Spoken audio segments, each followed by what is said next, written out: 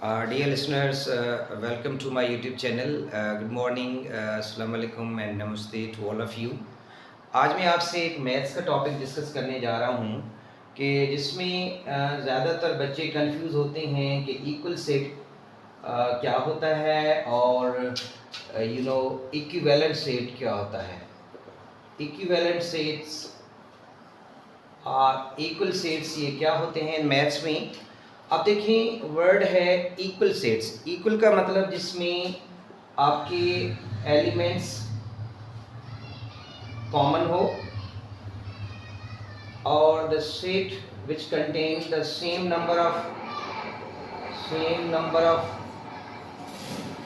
Elements हो. Elements का मतलब मेंबर ऑफ अ सेट, यानी इक्वल सेट में एक तो एलिमेंट्स कॉमन होते हैं और सेम नंबर ऑफ एलिमेंट्स होती हैं. और जैसे सपोज के ए इक्वल टू है 1 2 3 और बी इक्वल टू है 3 2 एंड 1. यू सी ये जो सेट हैं ए और बी, ये दोनों एक दूसरे के इक्वल सेट्स हैं. बी इक्वल टू ए और A equal to B because their elements are same and common and the number of elements are also common and same and equal. So such type of sets are known as equal sets. अब equivalent sets में क्या होता है कि just number of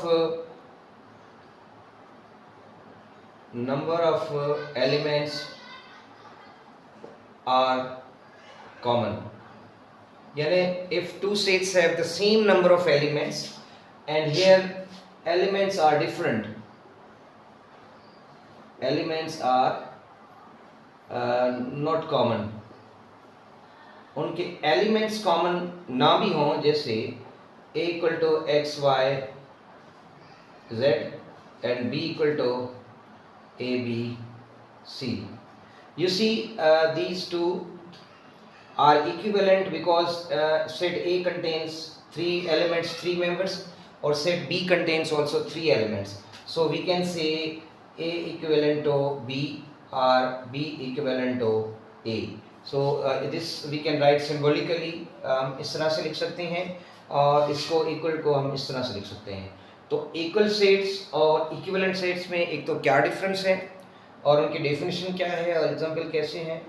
इनके set की तरतीब का कोई इशू नहीं है. जैसे आप प्रॉपर्टीज़ ऑफ सेट में पढ़ा होगा कि चाहे वो उनकी तरतीब एक जैसी आगे पीछे क्यों ना हो, लेकिन वो हों एक जैसे और तादाद में भी और एलिमेंट्स मेंबर भी.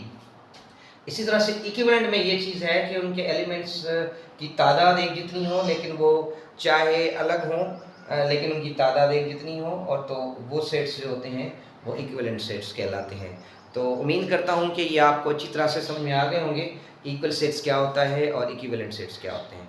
Thank you for listening. Asudaram Mirpur Mathelo.